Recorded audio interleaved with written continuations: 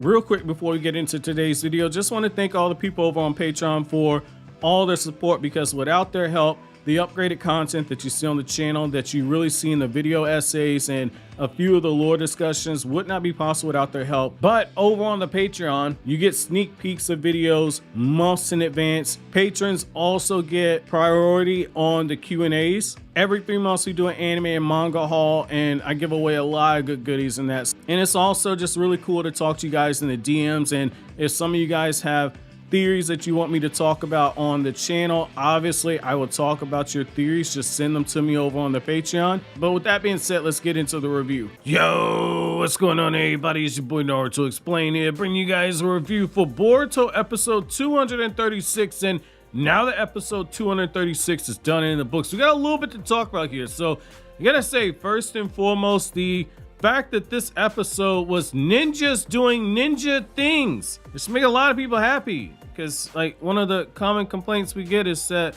this ain't a show about ninjas versus ninjas anymore. We saw ninjas doing ninja things in this episode. So can I get a round of applause here? Yo, on the real though, now that I kind of got like the petty stuff out of the way, I have to say I did not like that this episode opened up with a little bit of a small recap. I kind of felt like that first minute of the episode, and this is gonna seem like a nitpick, but I felt like the first minute of the episode where you had the recap of Sarada telling Boruto like, hey, I need you to stop and watch Buntan and the other 2 members of the 7 Ninja Swords of the Mist that are here, and we're gonna go meet up with Denki and we're going to infiltrate the island. And then you see the ship showing up. Like that first minute to minute and a half, I kind of felt like that was unnecessary. With that small nitpick out of the way, I have to say, when it comes to the episode, first and foremost, Boruto being forced to work with Buntan, and to see the way that Boruto's way of doing things is different than hers, and you see how Kawaki being given the opportunity to see how other ninja from other village operate, and basically see that Buntan has a line of thinking that is very much like his. I like that, because it's just planting those small seeds of just showing you that there's a split coming down the line with Boruto and Kawaki, and it's something that was definitely needed, because the fact of the matter is that what the anime's doing by showing you Kawaki going all of these missions and operating other lands and everything is basically Kawaki getting the opportunity to gain information before he comes to a conclusion that the age of the shinobi is over. He can't make that determination without actually having been a shinobi himself. So I like what we're seeing right here, and I like how when Boruto and Kawaki have a moment to themselves, Kawaki's like, hey, she's right. We're on a battlefield. This is kill or be killed. You kill them before they can kill you. And I like that Kawaki hasn't truly grasped the aspects of being a shinobi that Boruto as well as Sarada and Mitsuki value, which is that you've got the power to harm others and do serious damage to them. But just because you can doesn't mean that you always should. And you kind of see this on display in various aspects of the episode, where Sarada and Mitsuki, when they see all those pirates that are guarding those civilians, they could have just ran down there, blitzed, and just taken everybody out using body flickers. But the thing on that is that you don't know the layout of the situation. You don't know if there's any type of trap set up, and so you don't want to run that risk. They're in a similar situation what Konohamaru was in about 10 episodes ago. Once you have civilians that are involved, it's your responsibility to minimize any possible potential for civilian casualties. One civilian being killed under your watch is one too many. You don't want to run the risk of engaging in battle and you don't know the full scope of the situation. That's why Konohamaru was waiting until the mist came over the area. That was his plan before Team 7 showed up. And you're seeing a similar thing here with Sarada. They have an objective when it comes to rescuing those innocent civilians, which is that you have to prioritize getting the civilians to another location. And what I said in the last couple of reviews, I said that they're likely going to prioritize getting those civilians to a secure location, having somebody guard them, and then you're probably going to see a fight. And that's basically what happened. They prioritized getting the civilians to a secure location. Then if there was any type of conflict, they let the conflict spill over. So I did like seeing that. And I like how the two Chunin, Sarada and Denki, were the ones who were basically calling the shots when it came to formulating the plan. Denki had surveillance already done, and he lets them know, I found a ship. There aren't a lot of guards on the harbor. My team can take care of them. Sarada and Mitsuki, it's probably better if you guys stay here. And Sarada basically takes the situation and updates her stance.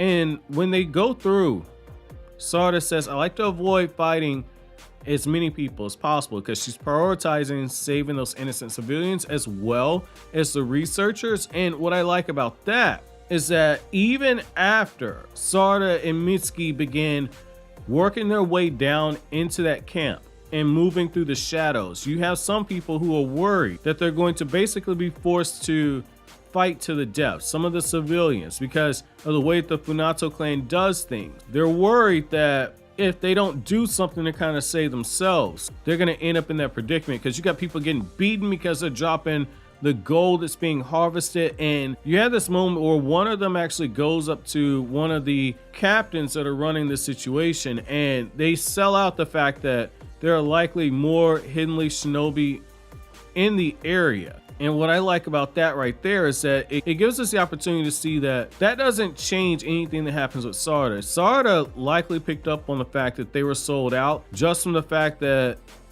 as they began to evacuate the civilians, one of those pirates that can use ninjutsu showed up at the last second when he should have had no intel. But even with that, she didn't turn around and start questioning who the mole was. All of those people still needed to be rescued. And so Sarada has a moment where she looks at Mitsuki and they appear to be surrendering, and Sarada, in the blink of an eye, activates her Sharingan. And in that time right there, the dude thinks he's looking at Sarada. He's not actually looking at Sarada, and she's actually behind him, and Sarada incapacitates him. So I did like seeing that. And Denki and Awabe and Metal Lee outside of that harbor, and Awabe has a moment where his balls kind of drop, or rather his balls shrivel up, because Awabe's like, man, like, I wanted a flashier mission. I didn't want an S rank mission. And this goes back to something I said when the episode leaks came out, as well as when I started seeing the roster form in real time. I said, man,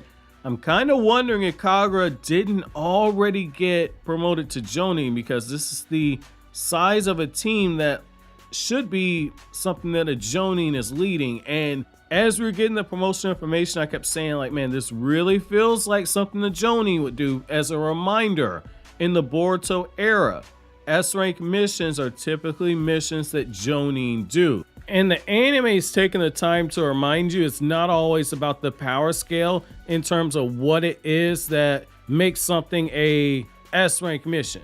And what I like about Awabe's statement here is that Awabe is reacting the way that a Ganin should. People see Sarada's team, they see Shikadai's team, and they go, oh yeah, these Ganin, they can perform S-rank missions like it's nothing. And the thing I always say is that the exception to the rule does not make the standard. Sarada's team and Shikadai's teams are exceptions to the rule. They are exceptionally skilled. You have people on both of those teams who are doing stuff that their parents weren't doing until you got to the war arc. Case in point, Chocho being able to access perfected butterfly mode like it's no problem. And that's because her father spent the 2 years in the anime timeline showing her how to use the jutsu, but she picked up on it faster than her own father did. That's just one example. You have other examples of other people on these two squads doing stuff that their parents weren't doing until you got to the Shippuden era. Again, the exception to the rule doesn't make the standard. What I like about this is that we also get small hints in this episode that there's a ninja tech tool that is absolutely busted. And Boruto has a moment where he looks at it and comes to the conclusion that if this thing was fired off, nobody would be able to protect themselves. And that's even more true now than ever before, given the fact that Naruto doesn't have Kurama. So Naruto can't just whip out a Kurama avatar. Yeah, Sasuke could go out there and use his Susanoo. The problem is that Sasuke's hardly ever inside of the village.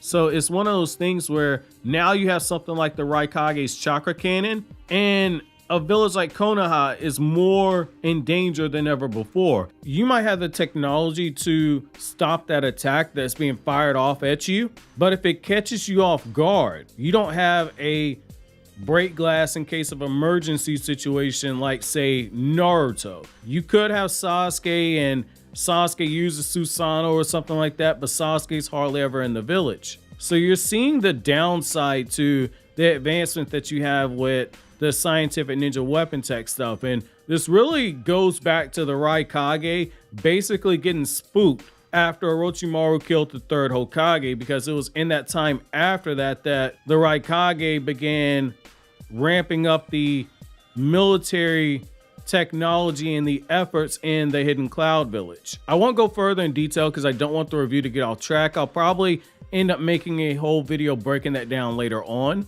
Now, one other thing I did like is that they did a good job of establishing Timma as being a very competent shinobi. We find out that he took out a lot of shinobi from the Hidden Mist Village in that rebellion that Chojuro put a stop to years ago in the timeline. So we're already getting the idea of about where you can start placing him in terms of power. It is one of those things where it's not as in your face of an explanation like, say, Amri Ringo, who, if I'm not mistaken, was stated to be strong enough that she took out 100 Chunin. For those of you guys who need a reminder, Amri Ringo is one of the former 7 Ninja Swordsmen of the Mist, considered to be one of the strongest 7 Ninja Swordsmen of the Mist that existed. And she was also one of the wielders of the sword that Buntan is using in the Boruto anime. That's why I use that 7 Ninja Swordsman of the Mist character as an example. But getting back to it, I think they did a good job of just getting Timma over as somebody that is a competent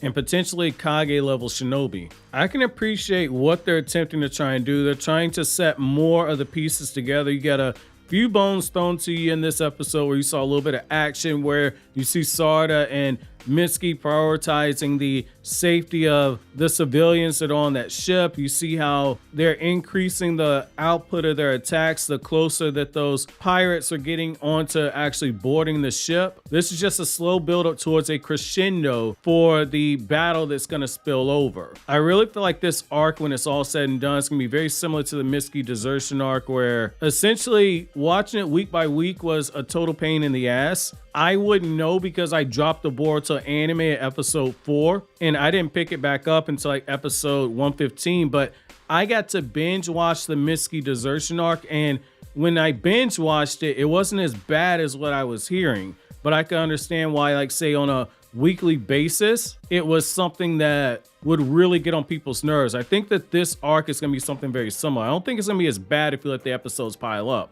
Overall, I mean, this is a cool episode. It wasn't terrible, but it wasn't a great episode either. So my question to you guys is, how do you think Team 5, so Denki, Awabi, and Metal Lee, and Team 7 and Team Kagura handled themselves on this mission? Let me know down in the comment section below.